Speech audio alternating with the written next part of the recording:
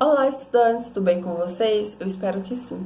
Hoje nós vamos corrigir as duas atividades de nivelamento que falavam sobre a importância da visão. Falavam sobre a estrutura do olho humano, comparando o olho humano com a câmera fotográfica. Falamos também sobre as ametropias, que são defeitos de visão que vai dificultar que o indivíduo consiga enxergar com nitidez objetos próximos e objetos distantes. Vamos lá? A primeira questão era uma cruzadinha, onde eu tinha 7 itens e cada item trazia uma frase que precisava ser completada.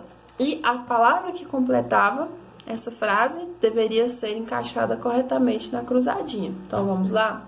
O primeiro item diz o seguinte: a presbiopia é comparada a que outro tipo de problema de visão? Para aqueles que não estudaram, não viram essa parte, a presbiopia é um defeito de visão que é associado ao envelhecimento do olho humano a partir dos 40 anos de idade, ou seja, com o passar do tempo, esse globo ocular ele envelhece e ele começa a apresentar dificuldades para o indivíduo enxergar objetos próximos. Existem casos de pessoas diagnosticadas com a presbiopia que também têm dificuldades em enxergar objetos distantes, mas na maioria dos casos o presbíope ele tem dificuldades semelhantes ao hipermétrope, que é observar, conseguir enxergar com nitidez objetos próximos, certo? Então a primeira vai ser hipermetropia. 2. A presbiopia é conhecida popularmente como vista cansada, porque como é associada ao uso desse olho por um longo tempo e pessoas que trabalham muito com computador, com atividades artesanais ou também usam muito celular, são pessoas que podem futuramente ser diagnosticadas com a presbiopia, que é conhecida como vista cansada. 3. A forma de correção da miopia é utilizar. Muitos colocaram lente. Não que esteja errado, mas na maioria dos casos as pessoas preferem optar por usar o óculos que tem uma lente que vai corrigir esse problema, seja miopia, hipermetropia ou estigmatismo, do que usar a lente. Porque a lente tem aquela dificuldade de sempre ter o cuidado de lavar as mãos antes de usar, manter a lente sempre limpa, cuidar para não perder essa lente e fora também de sempre cuidar para que ela fique no lugar correto no nosso olho. Então, o correto seria óculos, porque é a estrutura que a maioria das pessoas utilizam, lembrando que não é o óculos em si, a estrutura do óculos, a armação do óculos que vai fazer essa correção, mas a lente que está colocada naquele óculos, que pode ser divergente ou convergente, dependendo da ametropia que eu tiver, mas a estrutura do óculos ajuda e se torna mais fácil para o indivíduo que utiliza hoje. 4. Na espécie humana, a cor dos olhos se deve à pigmentação de que estrutura? No olho, nós temos várias estruturas. Nós temos a córnea, nós temos a íris, nós temos a pupila, nós temos ali o humor aquoso, o humor vítreo e temos a retina. São as principais estruturas. Qual é a estrutura que é responsável pela cor do olho? Que eu consigo olhar para o indivíduo e falar, ele tem o olho azul, o olho verde, o olho castanho. É a íris. É ela que tem essa pigmentação que me permite identificar qual é a coloração do olho. Então, a resposta correta é íris. 5. Defeito visual comum às pessoas com idade superior a 40 anos. Eu já dei essa resposta. É a presbiopia, que é conhecida também como vista cansada e é comparada com a hipermetropia. Então, as pessoas, geralmente, após os 40 anos, podem ser diagnosticadas com essa ametropia, dependendo do estilo de vida que ela levou aí nos últimos anos. 6. Que tipos de lentes utilizamos para a correção da hipermetropia? Qual é o tipo de lente? Lá na atividade está bem especificado. A melhor opção para o hipermétrope é a utilização de lentes convergentes, que vão conseguir ajustar a imagem para que ela não se forme depois da retina, e sim na retina, que é o lugar onde a imagem vai ser formada com nitidez. 7. A presbiopia é uma doença no olho humano que é caracterizada pela ineficiente visualização de objetos que estão a que distância do objeto? Foi o que eu já falei. A presbiopia é comparada à hipermetropia, então vai acometer indivíduos que vão ter dificuldades de observar objetos perto, objetos próximos. Então, colocando esses itens na sequência correta, você consegue preencher a cruzadinha de forma correta. Primeiro, hipermetropia. 2, cansada. Terceiro, óculos. 4, íris. Quinto, presbiopia. 6, convergentes. E 7, próxima. Vocês conseguem resolver direitinho. Vamos para a segunda atividade? Então, vamos à questão 2. Primeiro item. O olho é uma das estruturas mais incríveis do corpo humano e pode ser comparado a uma câmera fotográfica ou uma filmadora, tamanha sua complexidade. Estabeleça, portanto, uma comparação entre uma câmera fotográfica e o olho humano. Nessa questão, você iria, com base naquela imagem da atividade 1, que eu tenho em texto, vocês iriam comparar quais estruturas que eu tenho no olho, em que a função delas é similar a algumas partes que formam a câmera fotográfica. Então, basicamente, era para vocês fazerem isso. Era para vocês pegarem as partes do olho humano, observarem a função de cada uma, encaixá-las, compará-las com a função de outros itens, componentes que formam a câmera fotográfica. Então, com isso, o que vocês podem observar? Que a câmera fotográfica possui pontos em comum.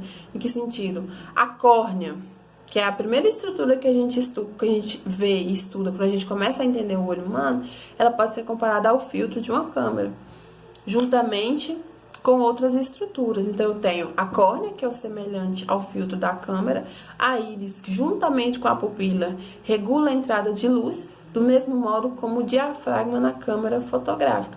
E a retina é semelhante a um filme sensor, por exemplo. E, no entanto, embora existam muitas semelhanças entre câmeras e olhos, elas são, de forma alguma, idênticas. Então, assim, a gente pode comparar, fazer uma analogia, mas, logicamente, que o olho humano, ele tem uma tecnologia, digamos assim, muito mais avançada. Nem a câmera mais potente que nós temos hoje consegue chegar perto do que o olho humano faz. Mas, quando a gente quer entender um pouquinho o que a câmera consegue fazer, a gente consegue comparar essas estruturas. Relembrando que a gente consegue fazer uma comparação entre a córnea e o filtro, consegue comparar a pupila e a íris com o diafragma e consegue comparar a retina com o filme sensor. Dessa forma, a gente consegue comparar essas duas estruturas. Segunda questão. Sobre a visão, selecione a alternativa que completa as lacunas das afirmações a seguir. Eu tenho duas afirmações e eu tenho lacunas. E são 3 palavras no total. E com base nessas lacunas, eu vou encontrar qual alternativa que melhor se encaixa para que essas afirmações fiquem devidamente corretas. Então, eu vou ler com vocês e a gente vai entender. Então, vamos lá. Na parte interna do olho, aí tem uma lacuna. E é nela que estão localizadas as células que captam as informações luminosas. Qual é a estrutura do nosso olho que faz isso? É a retina. Então, esse primeiro item já vai ser a retina. 2. Chamamos essas células sensoriais de, tem uma lacuna, e elas podem ser de 2 tipos, os cones e os bastonetes. Quais são as estruturas que realizam essa função? São os cones e os bastonetes. E qual é o nome que nós damos para elas? Fotorreceptoras. E aí, são os cones e os bastonetes. Então, a segunda lacuna vai ser fotorreceptoras e a terceira lacuna serão os cones. Qual vai ser a alternativa certa? A letra B, que coloca na sequência correta. Retina, fotorreceptoras e cones. Terceiro item. Os problemas de visão podem surgir logo após o nascimento ou ir se desenvolvendo ao longo da vida, devido a traumas, lesões, doenças crônicas ou simplesmente devido ao envelhecimento do olho naturalmente, que é decorrente do envelhecimento do organismo. E nós temos uma imagem que eu vou colocar aqui para vocês, que ela vai representar algum defeito de visão que o indivíduo vai ter, como essa imagem está sendo formada. Então, essa imagem ela está de acordo com qual o problema de visão que nós estudamos. Justifique sua resposta. Então, eu tenho 2 imagens que eu vou colocar aqui para vocês. Uma é dando imagem de um tomate sendo formada em um olho, e 2 é como uma pessoa ela está enxergando. E com base nessas 2 imagens, você vai identificar qual seria o defeito de visão que esse indivíduo tem e justificar o porquê da sua escolha. Se você observar com muito cuidado essa imagem, comparar os esquemas, e você tiver assistido a aula que eu passei para vocês, vocês vão observar que nessa imagem o olho ele é mais alongado. Ou seja, ele é maior, sua estrutura é maior, mais alongada do que o olho normal. Então, o que vai acontecer? Por ele ser mais alongado, a imagem vai se formar antes da retina. Lembra que vocês viram que a imagem, para ser nítida, para ficar show de bola, ela precisa se formar na retina. Não tem discussão. Se a imagem forma antes, eu vou ter um problema. Se a imagem forma depois, eu vou ter outro problema. Quando a imagem forma antes da retina, nós temos a diagnosticação de miopia. Ou seja, que é a dificuldade de um indivíduo tem de enxergar objetos distantes, porque a imagem se forma antes da retina. Se fosse o contrário, se o olho fosse mais curtinho e a imagem se formasse depois, eu teria hipermetropia. E aí o indivíduo teria dificuldade de observar objetos próximos. Então, o que você vai colocar aqui? Nesse caso, observando as duas imagens, eu tenho que esse indivíduo ele tem um defeito de visão, que é uma ametropia, que é a miopia, e eu consigo identificar isso porque pela imagem você observa que a imagem está formada antes da retina, que é uma característica do funcionamento da formação da imagem do míope. E também pela imagem, que mostra que a longa distância a imagem não é formada com nitidez. Então, basicamente, você vai colocar isso, que o esquema à esquerda é de um olho míope e a foto à direita seria a visão de um míope, pois, nesse caso, há um afastamento da retina em relação ao cristalino, fazendo com que a imagem seja formada antes da retina, tornando-a embaçada, não nítida, fazendo com que o míope tenha grande dificuldade de enxergar objetos distantes. Basicamente, é isso. Eu espero que vocês tenham entendido. Qualquer dúvida, vocês podem me procurar. Lembrando que nessa semana a gente já começa o conteúdo do 7º ano. A gente para com o nosso nivelamento e já começa a trabalhar com o conteúdo do 7º ano. Qualquer dúvida, vocês sempre podem me procurar. Até mais!